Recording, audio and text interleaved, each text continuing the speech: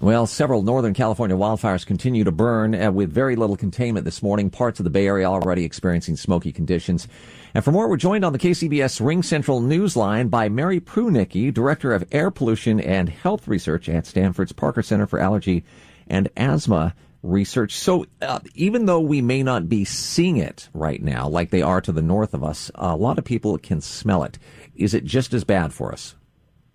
Well, it certainly can be. So we can't go by whether or not we smell the smoke or not. It's really the level of pollution in the air. And if we follow the air quality index, we'll have a better idea of how it will impact our health. Okay, so how important is it for us to have air filters in our house and have them on high? Well, it can be very important. The first step would be to see what your indoor air quality actually is. You know, depending on the age of your house and how drafty it is, the air quality can be quite poor, actually. And if that's the case, you would want to have some type of air purification going on, whether it's a standalone air purifier, if that's necessary, or a good filter on your, central air conditioning unit, but certainly some form of protection. So strong, intense smoke for a shorter period of time or lingering high-level smoke over a period of days, which is worse? Mm-hmm. That's a good question. There's research to say both situations are not good. The one thing about smoke, as it ages, it does become more toxic, so that's not a good thing. But then also, the amount of smoke exposure certainly impacts your health. So we have to look at both situations and know that any smoke exposure is not a good thing. So if the smoke drifts into the Bay Area and then it doesn't blow out and then it starts to accumulate more and more, you're saying the older the air is, the worse it is for us.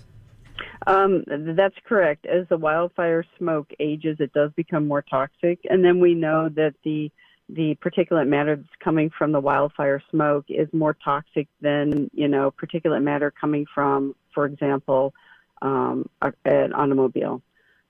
So we know all of those things come together and can impact our health, and it certainly depends on our own, health and prior respiratory conditions, prior cardiac conditions, the age of the person. Lots of variables factor into how the smoke will impact us. Can you build up, and I don't want to call it an immunity, I guess, but if you're used to this and we have wildfires as often as we do in California, does your body kind of adapt over the years? That's a good question. It's actually something we're studying. We don't have a good idea of how a long-term wildfire smoke impacts a healthy individual. We are studying, for example, retired firefighters to try to learn how it impacts their health long-term. But we don't have a lot of studies looking at the general population and long-term smoke exposure. What do you do when it gets to be wildfire season? Keep doors and windows closed. Keep the central air going. Have my N95 mask if I do have to go out. I do monitor the indoor air quality. Keep when I drive, regardless, I always have the air on recirculate, so I'm not breathing in the traffic pollution as much. Just measures like that, and I do watch the AQI, and try to keep my family indoors if possible when it's elevated.